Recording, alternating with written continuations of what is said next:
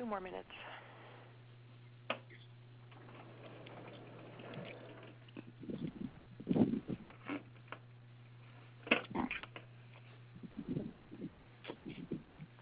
Hello. Is anybody on here? We are. We will get started in a couple of minutes. Okay.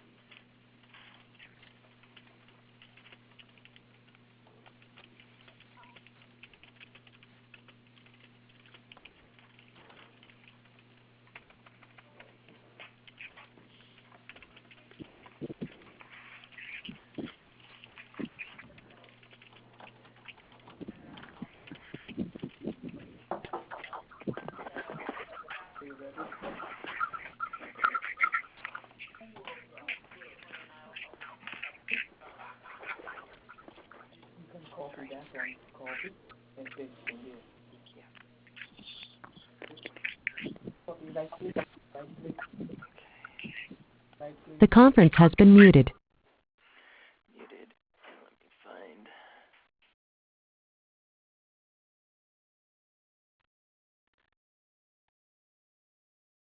Okay.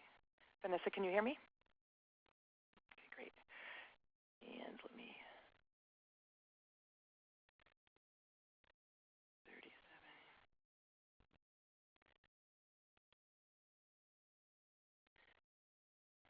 And Erin, Casey? Yep. Can you hear me? Okay, I could. And Jennine Miller? Yes. Okay, wonderful. Okay. Good afternoon, everyone. My name is Valerie Kolb. I'm with the Housing Alliance of Pennsylvania. And thank you so much for joining us for today's webinar, Why Voting is Important and How to Run a Nonpartisan Voter Registration Campaign. Before we get started, I want to provide you with some logistical information. Please make sure you get online while we talk so you can access the visual component of the presentation. You should have received an email from the Housing Alliance yesterday and again this morning with those instructions. First, you click the Ready Talk link, enter your name, email address, and click Register, and you will be given access to the meeting. If you have any questions throughout the presentation, please type them in the chat feature in the lower left-hand screen, and we will try to address your questions as they are asked. We will also open up the line for discussion at the end of the webinar and make sure that all your questions were addressed. And then finally, we will send a PowerPoint presentation with additional resource information after the webinar today. I'd like to introduce our presenters today. They include Erin Casey. Erin has worked in electoral politics and the nonprofit sector for over 18 years, with an emphasis on organizing and volunteer management. Her experience includes working as MoveOn's Pennsylvania State Director during the 2008 elections, directing PowerShift 2007, and working as the National Partnership Coordinator for the New Voters Project in 2004. Erin is the Executive Director of Pennsylvania Voice, a statewide network of 36 organizations committed to the goal of ensuring that every Pennsylvanian is able to fully participate in our democracy. Erin is a graduate of Green Corps, the Field School for Environmental Organizing. She is currently a board member of State Voices. We also have Jennine Miller. Jennine has dedicated her career to impacting public policy, educating elected officials, and advocating for civil rights with people who are poor, homeless, or disabled. As the Director of Advocacy and Public Policy at Project H.O.M.E, she seeks solutions to homelessness and poverty in Philadelphia through coalition and campaign work. She is also a trainer with the nonprofit Training for Change and is co-founder of the Organizing Skills Institute. Okay, thank you, ladies. Whenever you're ready. Great. Well, thank you very much. Let me first say thank you to both Vanessa and Joyce from the Housing Alliance for hosting this call. And I have to say it is really exciting to see so many different service provider organizations that are interested in finding out how to get more involved on the nonpartisan voter registration efforts.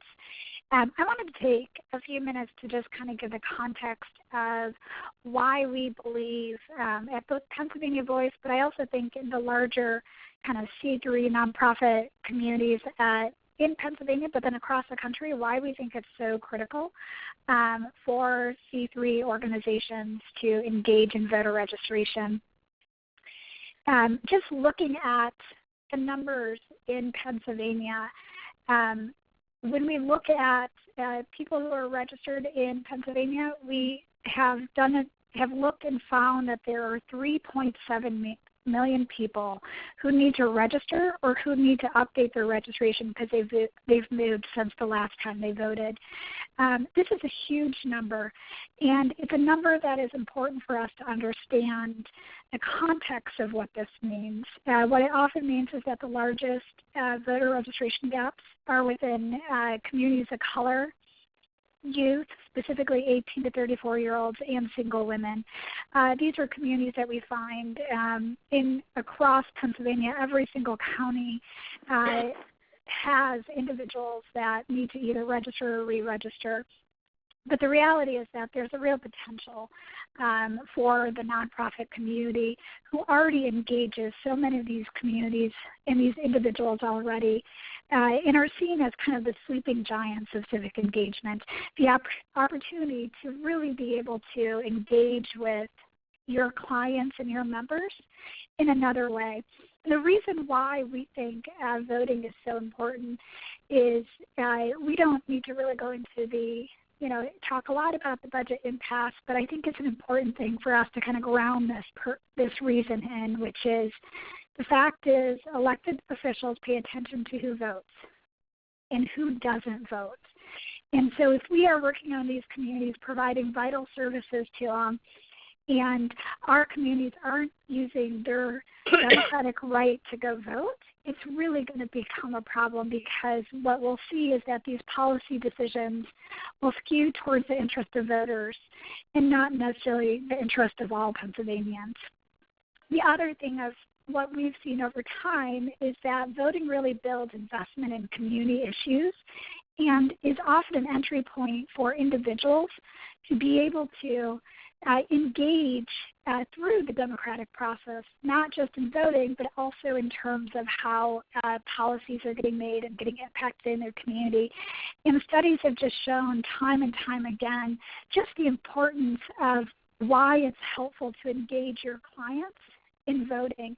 And I think one of the things that is really fascinating to me is actually the research that demonstrates that people's engagement in voter registration helps to increase their feeling of being part of the community, and that there has been some correlation between voter registration, that feeling of being part of a community, that has helped to decrease unemployment over time. And you can just see all the different studies that have actually looked into that question.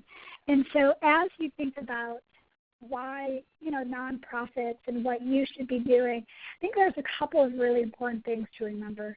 Our elections have become more and more divided, and regardless of which side of the aisle you're on, it does feel like we are seeing just a level of increase in partisanship bickering. And nonprofits are seen and have demonstrated that they're trusted messengers. And oftentimes, you all are better messengers than either business or government. And I think that's an important thing to both kind of hold your head up high, but also understand that it means you have an ability to engage your clients in a way that no one else can, to talk to them about why it's important for them to be registered to vote and also why it's important for them to be voting. And I think there's the other thing to acknowledge is that there are barriers that exist, and there's reasons why people are not registered to vote and might not be casting a vote, and that it's important that we, as a nonprofit community, are helping people vote and helping to remove those barriers. We also think that it is something that, as the trusted messengers, you all can help to both inspire and encourage your clients to vote because they trust you, because you're that trusted messenger to them. And I think the last thing to think about is that this is also just the nonprofit sector is truly the last kind of nonpartisan sector, and it's important that you're out there and telling people, regardless of who they support, they need to be getting out there and vote. And I want to, address a little bit about why not all of nonprofits are voting. And I think how I look at it is that there's always been this old narrative that people kind of identify reasons and the hurdles of why a nonprofit can't vote. And, it's everything from we don't have the capacity, it's too complicated to stay nonpartisan, it's political, it's divisive. There's so many reasons why people have put up blocks to voting, but I think what's important and what's really shifting, and we see groups like Project H.O.M.E and the Vote for Homes Coalition, and Jennine Miller will be talking more about this, we're actually seeing nonprofits understand that it's time to build a new narrative, and it's time for us as nonprofits to understand that there is an opportunity and a critical place for us to understand the politics in our state and where it intersects with our work as nonprofit, both within our mission and within our work. We don't need to continue to see these budget impasse where the service providers are frankly in a tug-of-war between the two parties as they try to fight out over philosophies around whether or not to increase funding or to reduce funding. And it's important for you all to kind of be seen as not just on the table for cuts, but actually sitting at the table working with your elected leaders on this. And I also think what would be critical on this is that what would happen if 100% of your clients voted in every election? As we know, this is who the electoral leaders are looking at, who are voting, who are their constituents who are out there voting. And if we see this shift in our clients and our members actually voting and expressing their opinions, we're going to see a shift in how policy is getting made. And so I think it's important and exciting to see so many people on this call that are interested in being part of this new narrative. I want to just take a few minutes to help kind of put out some just common practices around how to be successful for voter engagement. And I think there are 5 things that I would put out as the principles that will allow you as a nonprofit to be successful. The first is plan ahead.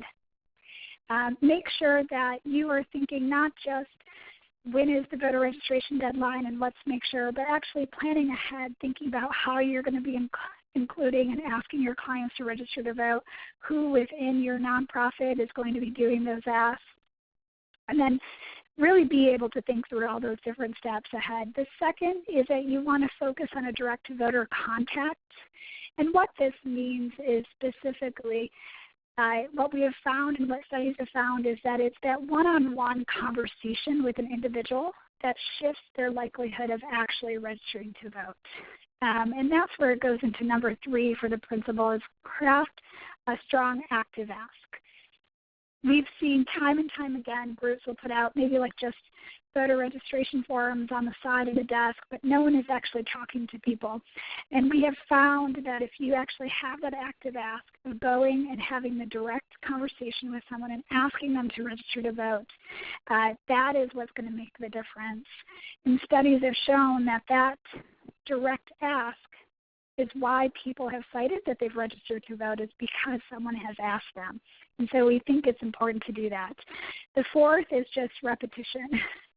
Continue to ask people, continue to tell them why you think it's important, because there are a lot of barriers, there's a lot of noise that's coming at people that is keeping them from registering. And so they need to understand that this is something that that is important to you as a nonprofit, who they trust, and why you think it's important. And the last, of course, is to just have fun. This is actually, an amazing thing to think about of this ability for people here in this country to cast their vote and to be part of who should be going and getting elected. And so there's a set of principles that we just look at for voter registration to help groups be successful. The first step to voting is actually registering to vote. And we've seen this through research and study that just getting someone to do the act of registering to vote, particularly in a presidential year, increases their likelihood of voting. And that's pretty powerful to know that 9 out of 10 people that you register to vote are actually then going to go out and vote. And when you look at what the turnout was in the last presidential election, which was right around 64%, you know that you've made a huge difference of getting people there. Again, the second principle is do that active ask. It's such a critical piece to getting people to register to vote and makes a huge difference. The third is, ask more than once. It's okay if you're seeing your clients at different times. It's important that people are hearing the message of why you want them to do it. The fourth is you want to set realistic goals based on your staff capacity, making sure that you have all thought through how many clients do you see a day, what's the likelihood of someone taking the time at that moment to register to vote. And then you want to make sure you have a plan to collect and turn in the forms. The most important thing is this follow-through of the voter registration form, making sure that those forms are turned in a timely manner before the voter registration deadline, which is always 30 days before the next election. And then as we kind of go forward, I think there's important things to think about how you're actually going to be setting up voter registration in your nonprofit, and there's a whole host of different ways that you could do it. Everything from having someone set up a table in your lobby or waiting room so you're greeting people as they come in and you're doing that active ask. Having it at existing events that you're already hosting that your clients and community members are coming into, thinking about is there a way in an intake when people are already filling out a lot of different forms, could you include a voter registration form in there? And then think about it also in any one-on-one conversations that you're having with folks. I would really encourage you to think creatively of how and where you can engage your clients in an active ask and in that conversation. Because you all know your nonprofit better, but I think this is something that is so important for you to be thinking about, and just be creative in how you reach out to them. So I'm going to hand this over to Jennine Miller for her to talk specifically about all of the great work that Vote for Homes Coalition and Project Vote has been doing over the last few years. Great. Hi, everybody. My name is Jennine Miller, and I'm so grateful for the chance to share with you all what we're doing here in Philadelphia. I'm especially grateful for the Housing Alliance for hosting this call.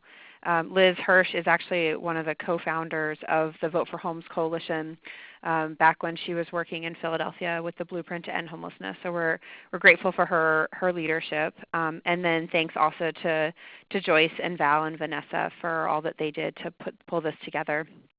Vote for Homes has been a coalition since 1999. We had a video that we wanted to show you that's a pretty short video, but it wasn't working with the technology, so we're just gonna roll with it. You don't have to listen to me the whole time. But you can watch that video later, and we'll give you the links for that. We've been a coalition since 1999. We started actually with a mayor's race. It was a big mayor's race when John Street came in. And it was a chance for us as the homeless community to say we care about the issues of housing, jobs, and services. And we actually called ourselves Leadership to End Homelessness at the time. And wanted to say, well, what can we do to impact this election? And that was the first time in Philadelphia that there had been a really big push around getting people who were experiencing homelessness to register. And I'll talk a little bit about the kind of changes in our efforts over the year. That first year when we did it, was really, we just said, okay, everybody go register. And we didn't have a really good follow-up plan besides just kind of yelling through our hallways, okay, everybody now go vote. So we'll talk a little bit about how some of that has changed over the years. And then for us, it's not just about elections. It's really about the issues that we care about. So it's always this continual cycle of linking issues and elections elections with issues. The way that looks in our local community is, for example, we just had the mayor's race again, and we had a candidates forum, and we're able to invite all of the candidates to come out and talk with us more about those issues in a nonpartisan way, not choosing one candidate over the other, but really both educating all of the candidates around the issues of housing, jobs, and services, and then also hearing from them about their position. So now, on our website we have a video that is, all of Kenny's, Mayor Kenny's answers to our questions, and serves as a tool for us to hold him accountable and work with him in the coming administration. I'll get into how my time today will be really focused on how we protect voting rights, and then also looking a little bit more deeply at the nuts and bolts of registration. Okay. So for those of you who are doing voter registration around the state, I had a vision that this would be a little bit more like a true-false quiz, but you can see already the answer. So we'll go through this pretty quickly together. One of the myths, we do a lot of myth busting at Vote for Homes, and so there's often this question about whether or not you can be prevented from voting if you're homeless. And for people who are experiencing homelessness, you can't be prevented from voting if you're homeless. In Philadelphia, there was a class action lawsuit that actually happened in the very late 80s that protected in a more solid legal way the voting right for people who are experiencing homelessness. In Philly, because of the way that we connect people back to the polling sites, people have to use an address when they're registering, but you can use the address of a shelter or a program that will let you receive mail. I'll show people later on in the slide a little bit about what happens in rural areas if that issue comes up. There's they've made some special provisions on the forms for people who are experiencing homelessness. So this is something that comes up a lot, especially for those of you that are working with young people. It's an opportunity. People often think that you can only register to vote if you're 18 years old. There's an opportunity to register people who are younger than 18 as long as they'll be 18 by the next election. So that's something that you can also build into your programs as you're working with youth that are either part of families or even young people that are living on their own in your programs. This is a big one that we really face a lot in our community. Sometimes people think that for those that are inside prison right now that they can't vote at all, and that's actually not true. People who are in our Pennsylvania prisons, and this is important to consider that it's really state by state, people who are in our Pennsylvania prisons can vote if they're serving time for a misdemeanor. If people are currently have a felony conviction, they're unable to vote when they're incarcerated inside of one of our Pennsylvania jails. Now this is a big rumor that's out in the community all the time, that people can't vote if they have a prior felony conviction. It's really important for us as messengers in our community to let people know that once you've been released from prison, if you have a felony conviction, your right to vote is automatically restored. Now it used to be, if I was in the room with you, I would ask you all to raise your hands if people had heard about the 5-year waiting period. Now that 5-year waiting period was actually eliminated in the year 2000, but that old information is very strong in our communities. When we go out and do voter registrations, whether it's at community events or in our shelters or affordable housing programs, there are often people that will say to us, I'm not allowed to vote. And when you dig a little bit deeper, people think that they can't vote because they have had a felony conviction in the past. So now all people who have convictions of felonies can register as soon as they're released. As long as they're not on pre-release status. People need to be fully released. And if you have more questions about that, I'm happy to answer it. This is another one that varies state by state. People think that you can't vote if you're on probation, parole, or house arrest. That is in fact not true in Pennsylvania. People who are on probation, parole, or house arrest can vote. People can also vote if they're awaiting trial. This is really important. It's different state by state. So we often find an uptick in misinformation, especially during the presidential election years, because every time you turn on the television, there's more and more news about the election. I know right now I feel like I already am having a little bit of fatigue of hearing about some of our candidates right now. But it's really, this is a chance for us to really dispel the myths and let people know that if you're on probation, parole, or house arrest, you can vote in Pennsylvania. This one's really important for people in our community. People, regardless of disability, are allowed to have help inside the voting booth. Sometimes people are just intimidated by the process, and we use Election Day as a way to help break down those barriers and get people into the booths. Folks are, it could be that they are struggling with being able to read the machine. There's great information that's available outside of the machines, or even you can work at community meetings or other places to share with people what's on the ballot ahead of time. You can choose anybody you want to help you, with the exception of your employer, a union representative, or the judge of elections. But anybody besides that can help you at the polls. You just have to ask. This is a really big one in Pennsylvania. You do not have to have an ID to vote. I can't say this enough. There was a lot of, over the last couple of years, a lot of back and forth in the court, and Pennsylvania really had the spotlight on us. And actually, one of our Vote for Homes members, the Homeless Advocacy Project, along with the ACLU and a number of other groups, work together to really fight back in the courts to make sure that Pennsylvania's strict photo ID law was declared unconstitutional. So the only people now that have to show ID are first-time voters, and even if a first-time voter did not have an ID, they could still vote by provisional ballot. A provisional ballot is basically a paper ballot, and you could verify your identity at a later time.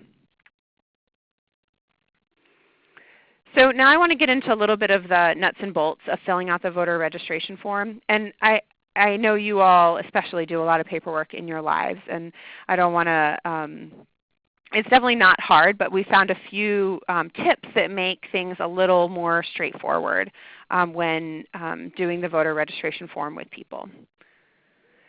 So this form's kind of small. They just actually are, you'll see the new voter registration form in our communities within the next coming months. So I wanted to go ahead and share with you what the new form will look like. And this is very similar to the way that the form looks like online. They did a nice job of mirroring those. So this next slide has it a little bit closer, so you don't have to squint when you're looking at your computer. First of all, with the names, it's really important that people use their legal name. I know that seems sort of obvious, but a lot of people in our community, names really tell a story about people. And so people might have been married and changed their name back, or not want to change their name back but haven't quite done it legally. We find this to be a really big issue, especially within the transgender community. People have they have a name that they want to use, but it might not yet be their legal name. People need to use the legal name that matches what if the PennDOT already knows their name to be, or Social Security. So those names need to match. When you look at this form, the things that are pink are the things that are absolutely essential. So I'll go through those things first. Obviously putting in the birth date. Sometimes, and this is just where we can support people just to eyeball and check their forms for them. Sometimes people will put like today's date instead of their birth date, so pay attention to that. Address is really critical. As I mentioned before, if you're homeless, you can use the address of a place that you receive mail. People cannot use a P.O. box address in there. It's because people are trying to attach folks back to polling sites. It's really critical that they have a place that they can do that. I'll give you a little preview ahead. This is now on the back of the form. It has instructions for if somebody is homeless and has a place that they're living on the streets, people can put that. I think folks are more successful when they use a place where they can receive mail. And in Philadelphia, you have to. I'm curious actually if anybody on this call has had an experience with using the map in the past. That is not something that we do here in Philly. So I'd love to hear back from you if that's your experience. Back to the form here. I'm looking at line 7 with the identification. Your form is going to be processed most quickly if you pull out that PennDOT ID card or the PA driver's license. They match those and it will zip the form back to people in a much more efficient way. The other option is to use the last 4 digits of your Social Security number, and if you don't have either of those, you can check those boxes. But if people have one of those, that needs to be on the form. And then finally, that signature is really critical. The County Board of Elections complain quite a bit if people's signatures don't match the name on the top. And again, that goes back to sort of the complication with people's names. So really encourage people to pay attention to signing it in that way that their name matches their signature. There's just the green boxes now, just to highlight those really quick. Sometimes I notice a lot people here want a new voter registration card. We've had pretty good luck if we fill out the form again and just write send new card there in box 3 if people just like really want a new card or even just calling their local county board of elections, and they're pretty good about sending out new cards. Fill out that phone number. It lets it's an opportunity for you as an organization that can follow up with people to find out did they get their form, what kind of support do people need to get to the polls, and also to remind people to go vote. In Philadelphia, nobody knows what a municipality is, so we use that as a little instruction for our Philly folks. And then finally with political party, this is, you as a nonpartisan organization can't tell people what political party to register in. What you can do is educate people about what it means to fill out Democrat, Republican, or other in terms of being able to vote in the primaries or not. So right now if people are asking me, I don't want to be registered in a party, I think that they're all crooks. That's a perfectly fine explanation. It's and understandable for what people are experiencing. The place of information that you can offer to people is letting people know that in order to vote in the upcoming primary election in April, you need to be registered in one of those parties if you want to help the party choose who they're sending to the general election in November. Voting assistance, this is important for a lot of people in our community where people may want help voting. As I mentioned earlier, people don't have to check this box, but it will make things a little more efficient when they go to vote. But if they change their mind and on Election Day want to vote with assistance, they can ask for it on the spot as well.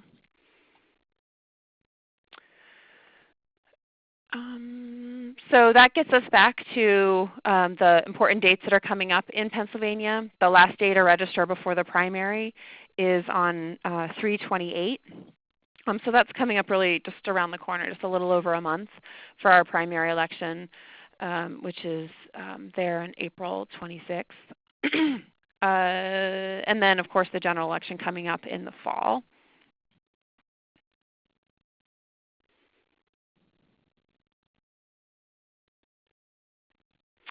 So Erin and I compiled a few resources for people. The Alliance for Justice is just really a great resource for people. They support organizations around the country to do this kind of political advocacy work. So they have resources, everything from how to run a nonpartisan forum. I was on a call the other day where they were supporting groups a little bit deeper on what does nonpartisan look like. The short answer to that is not taking a stand for one candidate over another, but to really take a stand on issues. I see a question here from Betsy Lee around, is the old form still valid? It absolutely still is. I know I still have hundreds here in my office, and they're still accepting those. I just wanted to give people a preview of the new form. Erin, do you want to talk about Project Vote?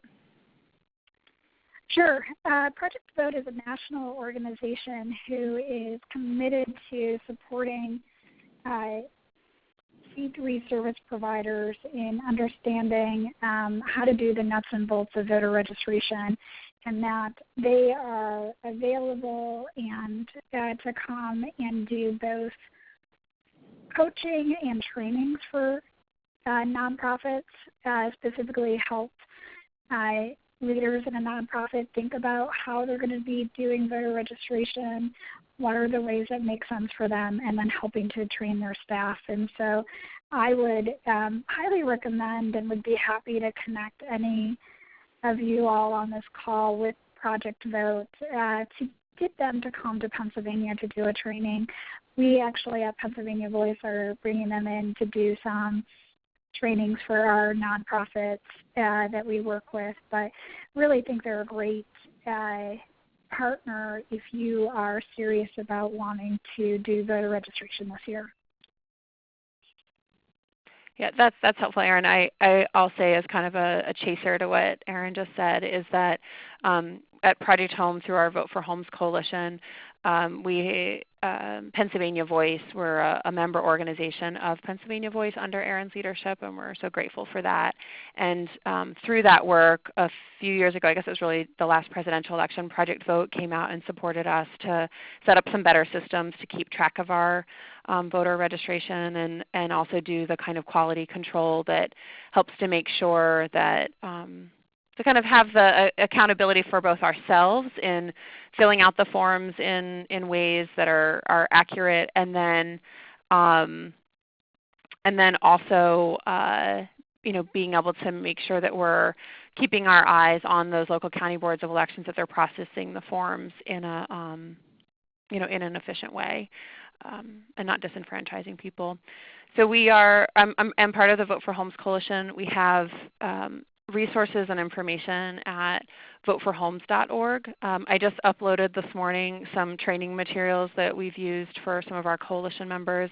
If people are in Philadelphia and would like to work with us at Vote for Homes, we're still kind of sorting out our election plan for the year, but we do have materials available and also are able to really work together. We're pestering our new mayor and doing a lot of the issue work right now, and also coming up with creative ways to make sure that we can reach out to our community. At Project H.O.M.E, we're doing a lot right now to make sure that our own residents are registered to vote, and there's a couple ways we're doing that, working really closely with caseworkers, and also we have an internal advocacy committee, and our residents we're doing voter registration at an all-resident meeting the other day. So just really making sure to, like Erin said, get the word out and ask. In the 2014 election, we're just kind of looking at the numbers recently, and we realized that 49% of our new voters that we had registered came out to vote, and that is a really exciting number for us compared to the rest of Philly, which I think, it's funny, now I'm thinking, was it either 37 or 33% of Philadelphians voted. So we are proud that our voters come out in higher rates with this kind of support. So we have time now for questions. If Val or Vanessa, you want to unmute us all, and I'll leave the contact information screen up for Erin and I if people want to write that down and have additional questions. But we do have time right now in our webinar to really talk about the issues and things. I'd love to hear success stories that you all are having in your community, and also the conference has been unmuted. Questions, information that you'd like to hear more about.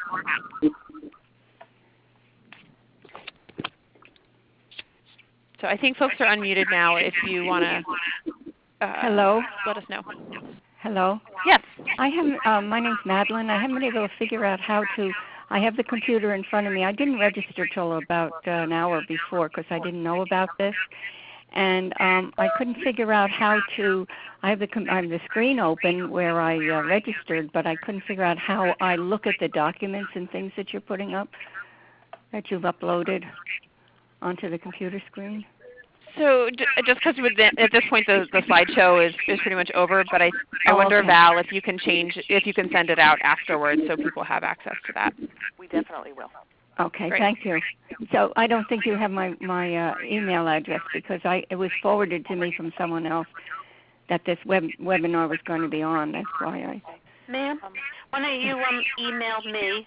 It's Joyce, Joyce, at housingalliancepa.org, and we'll make sure you get all the information.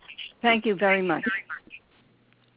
And just a quick plug, the Housing Alliance also has a voter registration infographic on our website, so it just gives you a picture version of step-by-step how to register. Thank you.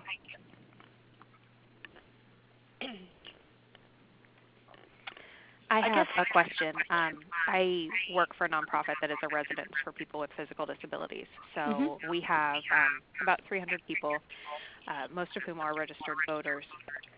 Each year before an election, we have staff members handle our voter registration. However, because of timing, sometimes we are a little short-staffed on that. Do you know of any organizations that would actually come out to run a voter registration for us? Yeah, I think this is Erin. I don't know if you're connected to the Disability Rights Network of PA. Yeah, I'm aware of them, yeah. So they actually, there's 2 women there who do voter registration. And if you email me, I'll connect you to them. And I think they might be able to come out and help you, do a voter registration drive. All right, that would be great. I'll send you an email after the call's over. Sure. Thanks. Hi, this is Val from the Housing Alliance. I see we had a question from Antonio Romero. How do we track how many of the voters we register actually vote? I think that's a great question, Antonio, and it's something that we think is so critical that vote, not just if they vote, but be able to track if people register and their application is accepted and they get registered. Every couple of, during any election, the Department of State updates their voter registration list, and you can actually go online to see if people's applications were accepted. The other thing you can do is keep a copy of that registration form, and afterwards, when the voter file is updated, be able to look back and see if anyone's registered. And so I encourage you to, reach out to Project Vote, who can actually help you think through how to do those tracking. The other thing that we've done at Project H.O.M.E in terms of tracking registration is I'm sure many of your organizations use different client data tracking systems. And one of the things that we've done to support institutionalizing voter registration in our agency has been to on our demographic screen of our residents in our programs, we've been able to ask, are you registered to vote at your current address? And so that prompts the caseworkers to ask people in a more systemized way. And we're doing that at both our wellness center. We have a federally qualified health center, and so that is part of that intake process, as well as here in our programs.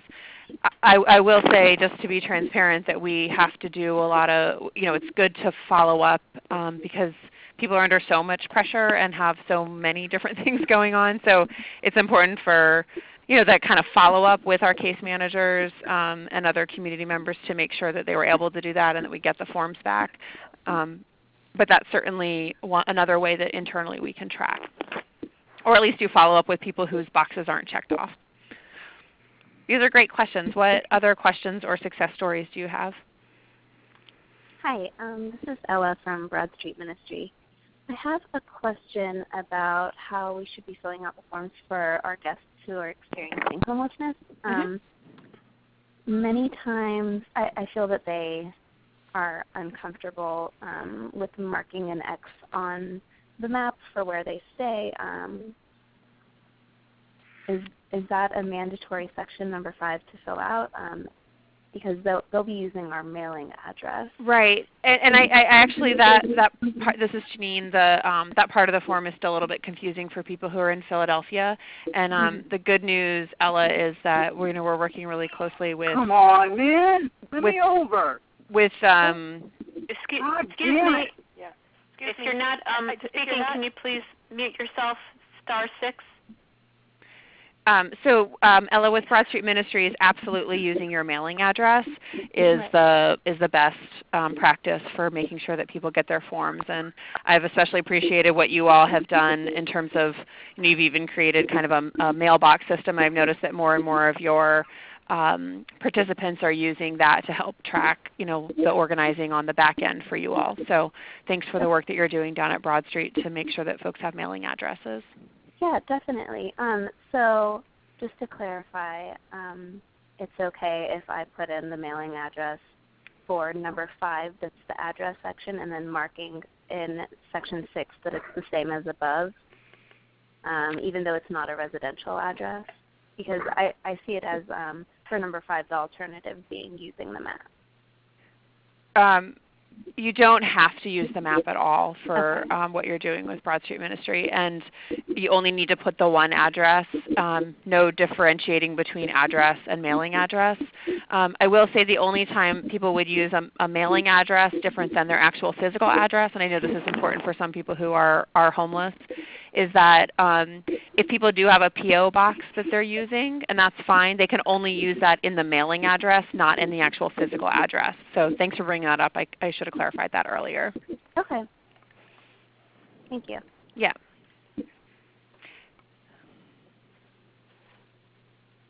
Other questions?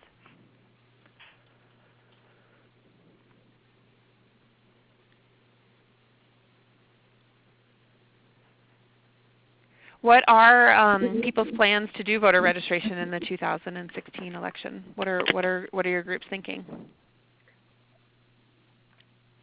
So what we're doing at Broad Street Ministry is every time that someone comes in to register to receive their mail here, to use this as their mailing address, we offer the option to register to vote at the same time. I found that that's been the most successful way that we've been able to register people to vote. But also in general, we always have voter registration as an option at the mail. That's great. What about other groups?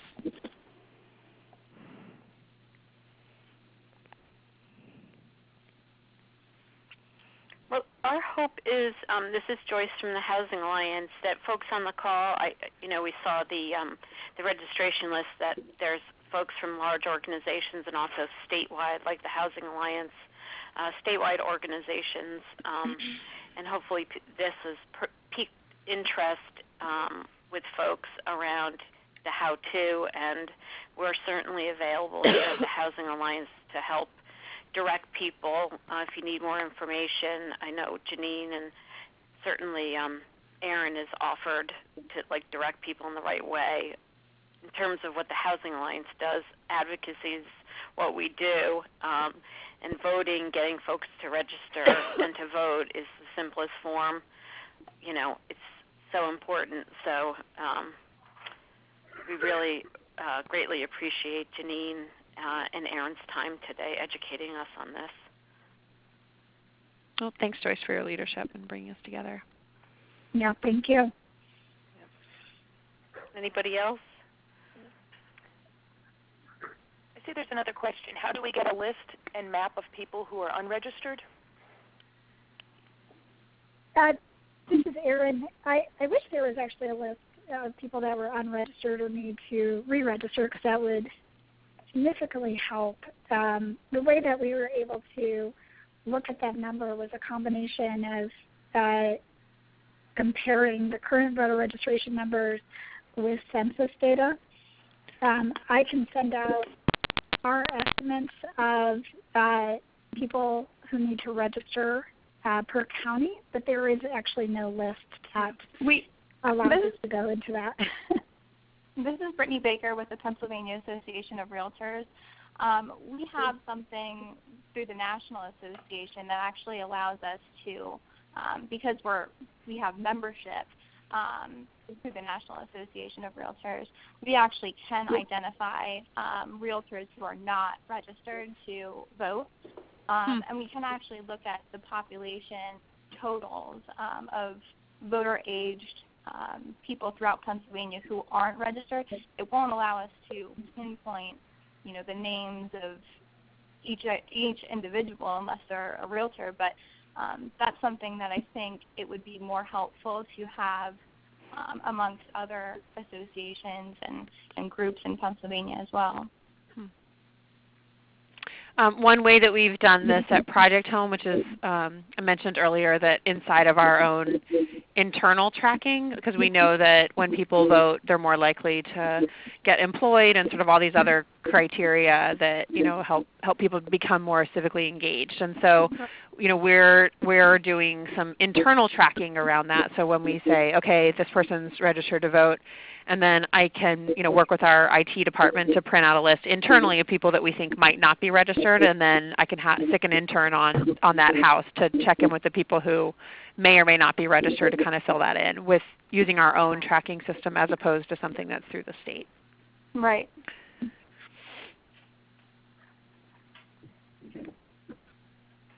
Any other questions? This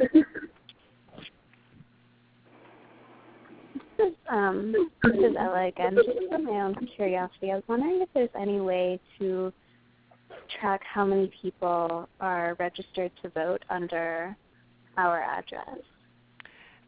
Ella, you and I can talk more later. I've been working with Brittany on this because you all are Vote for Homes members, and there's some ways that we also have worked together in the past to help make sure that people from Broad Street get to the polls. So you and I can talk more about that. And if there are other groups in Philly that want to talk more about getting involved with Vote for Homes, just shoot me an email, and I'm happy to give you more information about the coalition and how to get involved to mobilize low-income and people who've experienced homelessness or struggles with affordable housing to really mobilize our block of voters. This is Brittany Baker again with the Association of Realtors. I have a quick question. I know that we have online voter registration now, and we are also able to check the status of our registration or our polling place. Is there any type of laws that would prohibit, say, a nonprofit with members or affiliates from typing in their first name, last name, and I don't know what else you have to. I think you have to type in your county that you have to type in birth date, so it would be a matter of whether or not you have that information, which probably you don't. Okay. But I thank you for bringing up the online forms. Pennsylvania has been implementing. It's brand new, the online voter registration, and that's a really exciting shift for Pennsylvania to become more in this century. So that's exciting, and that's definitely something a tool that people can use. We are still, for us here at Vote for Home, still using some of the paper copies so we can keep track of things and be able to follow up with our voters. But it is a good resource, especially if you want to send it out through email or something like that. So there's you have to think about, as Erin was saying, kind of the capacity of your organization to get it out there. But we found also that the kind of intimidation of walking up to people in a waiting room with a computer as opposed to a piece of paper the intimidation factor is reduced quite a bit just to go through with people and do the paper form together.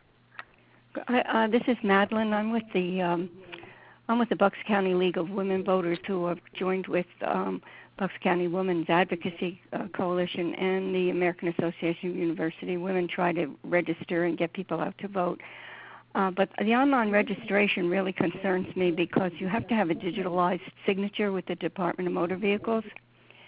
And if you don't, I believe they will send you a paper copy, but then you've got to, have the stamp and follow through and get it out. So there is a bill, though, that I guess you're probably aware of it, but just in case you aren't, that State Senator Hughes from Philadelphia put in a bill to have anyone who comes in contact with any state agency would be automatically registered online, I guess. But they would also be sent a form where if they don't want to be registered, they can say, unregister me. But that's the big loophole that I saw, having worked on photo ID so closely, that the same people who don't have a Department of Motor Vehicle, photo ID, don't also have this convenience of registering online in one easy step because they don't have the digitalized signature. Well, yes, this is Erin. Actually is. Can I? Yes, I'd like to hear more about that because maybe I'm misinformed. Go ahead, Jennine. No, that wasn't me. Go ahead, Erin. Okay. I was just going to say that, I think what we need to celebrate is that Pennsylvania, under the leadership of Secretary of State Cortez and Deputy Secretary Marion Schneider, are really moving the system into the kind of 21st century. And the first step was let's roll out an online voter registration system. I think it is a great step for them to then mail to those individual voters who don't have a signature online. But I also know that internally they're looking to continue to enhance that system that kind of removes that barrier. So it's not just, I think it's something that we need to continue to recognize that this is a great step forward and can continue to be useful going forward. But as what Jennine said is, in the short time outside, if you are connecting to people in person, it would be great to be connecting with them and asking them to fill out a paper form. Yeah. Well, I happen to know Marion Schneider. And I expressed my concerns to her, and she gave me the same answer, and I agree. I don't want to. I'm not saying we shouldn't have online registration. I'm just saying it kind of, I just wish that it makes it more convenient to people who already have a lot of conveniences, and doesn't make it that convenient for others. But I'm glad to hear that they are working on it. Thank you. Yes. This is Brittany Baker again. I actually just had this experience of switching my voter registration after a move that I made in July. And because my driver's license was, there was a whole, issue with where I actually lived. My driver's license still showed that was my parents' house. Anyways, they asked for my signature that I have with PennDOT on my license, and it wouldn't come up within the State Department system. So what happened was I got to the end of the form, the online voter registration form, and then it asks you to print it out, the completed form that you've already done all of the questions and put in your address and information. So you print that out and then put your signature on that, and then you just stick it in the mail. You don't even need a stamp or anything like that. Oh. So how do you have an envelope that doesn't need a stamp? When it it folds up? Yeah, I think these ones actually just fold up. Oh, that's great information. Thank you. I'm surprised they don't need a stamp. That is great information because the ones that are all sitting in my office all need stamps if we don't deliver them by hand. So that seems surprising to me, and I'd love to test that myself. So on the back of the form, there's an actual, I guess, it just says voter registration form, and it'll just go to your for me it was Berks County, and mine just went to my Berks County office of voter registration or elections or wherever they go. But I didn't have to put a stamp on or anything like that. Yeah, and Jennine, that really applies to people that register online. Great, that's cool. I mean, that's better. Great. Any other questions? We just have a couple more minutes.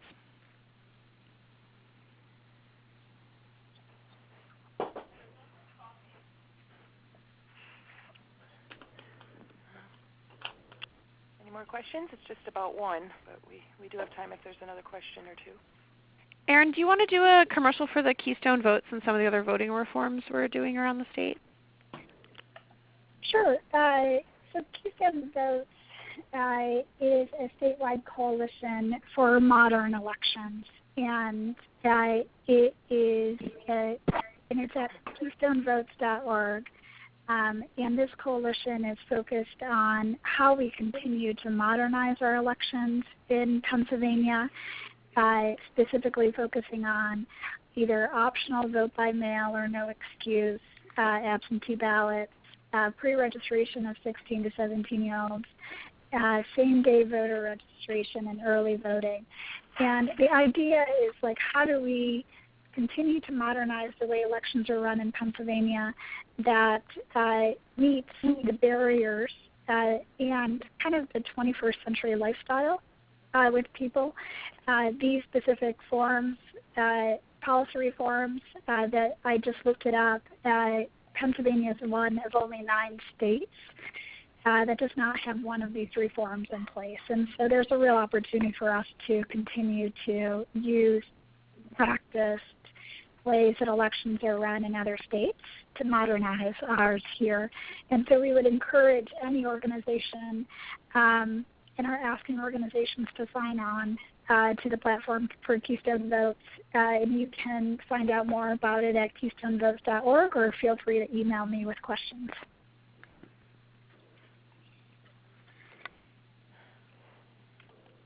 Great, thank you. Okay, if we don't have any more questions, thank you so much, Erin and Jennine. We really appreciate you doing this webinar on such an important topic. I just want to remind everyone that we will be sending out the PowerPoint presentation as well as the video link later this afternoon. And you have the contact information for Erin and Jennine, and don't hesitate to contact us at the Housing Alliance as well. So thank you so much, everyone, and have a great weekend. Thank you. You too. Take care.